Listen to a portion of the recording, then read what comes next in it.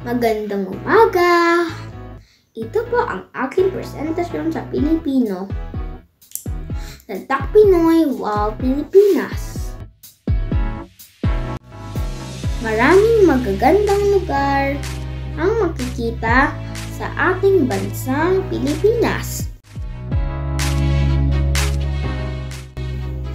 Ang aking napili para sa aking unang paglalakbay ay ang Baguio City.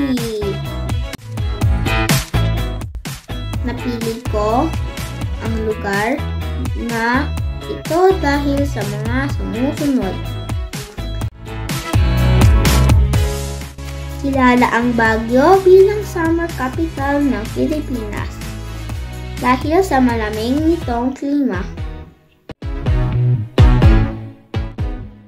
Bukod sa magagandang pasyalan ay dito rin matatagpuan ang ating mga katutubong Igorot. Welcome to Tamawan Village! Alam niyo ba na ang mga Igorot ay isang pangkat etniko sa Pilipinas?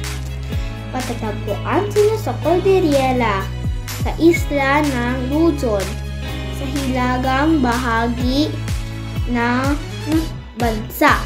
Sila ay masipag, matatag at tapat. Dito ko rin nakita ang historya at ang kanilang iba't ibang sining at kultura.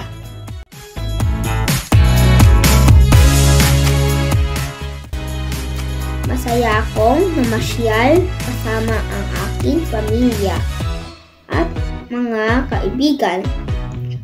Natanaw ko ang mga matataas na bundok at ang kagandahan ng kalikasan na ginawa ng Diyos para sa ating lahat.